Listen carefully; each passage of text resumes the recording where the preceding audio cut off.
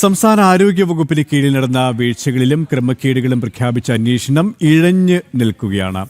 അന്വേഷണം വൈകിപ്പിക്കുന്നതിലൂടെ ആരോപണ വിധേയർക്ക് രക്ഷപ്പെടാനുള്ള അവസരം ഒരുക്കുന്നുവെന്ന് ആക്ഷേപമുണ്ട്. ഉപകരണങ്ങൾ വാങ്ങിയതിലെ കമ്മീഷൻ തട്ടൽ, കെട്ടിട നിർമ്മാണത്തിലെ ക്രമക്കേടുകൾ, കേരള മെഡിക്കൽ കോർപ്പറേഷനിലെ ഇടപാട് തുടങ്ങിയവയിലെ ക്രമക്കേടിലെ അന്വേഷണമാണ് വൈകുന്നത്.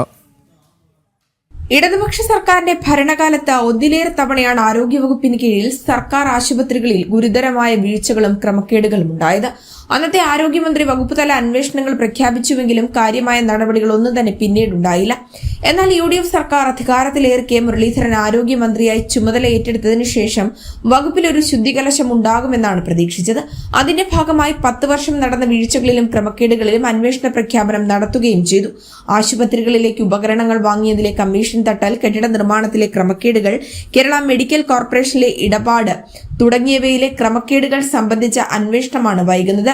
പ്രിൻസിപ്പൽ സെക്രട്ടറിയായ ഷർമിള മേരി ജോസഫിന് ചുമതല നൽകിക്കൊണ്ടുള്ള അന്വേഷണ ഉത്തരവുകൾ പുറത്തിറങ്ങിയെങ്കിലും ആയുഷ് വകുപ്പിലെ ചുമതലകൾ ഉൾപ്പെടെ നിരവധി ഉത്തരവാദിത്വങ്ങൾ ഉള്ളതിനിടയിലാണ് അധിക ചുമതല കൂടി നൽകിയത്. പരിമിതമായ സാഹചര്യത്തിലും ജീവനക്കാരുടെ കുറവ് മൂലം ഈ ഉത്തരവുകൾ പ്രകാരം അന്വേഷണം നടത്താൻ കഴിയാത്ത സ്ഥിതിയാണ്. ഒന്നിലേറെ വിഷയങ്ങളിൽ ഉണ്ടായ വീഴ്ചകളിലെ അന്വേഷണം ആഴത്തിൽ നടത്തേണ്ടതുണ്ട്. അതിനാൽ തന്നെ കൂടുതൽ സമയവും വേണ്ടിവരും. നിലവിലെ പരിമിതമായ സാഹചര്യത്തിൽ ഇതൊക്കെ വെല്ലുവിളി ഉയർത്തുകയാണ്. ഉദ്യോഗസ്ഥരുടെ അവസ്ഥ മനസ്സിലാക്കാതെയാണ് മന്ത്രിയുടെ നടപടിയെന്ന ആക്ഷേപവും ഉയരുന്നുണ്ട്. മാത്രമല്ല, ആരോപണ വിധേയരായ ഉദ്യോഗസ്ഥർക്ക് രക്ഷപ്പെടാനുള്ള അവസരം ഒരുക്കി കൊടുക്കുകയാണ് അന്വേഷണം വൈകിപ്പിക്കുന്നതിലൂടെ ഉണ്ടാകുന്നതെന്ന വിമർശനവും ശക്തമാവുകയാണ്. ജനം, തിരുവനന്തപുരം.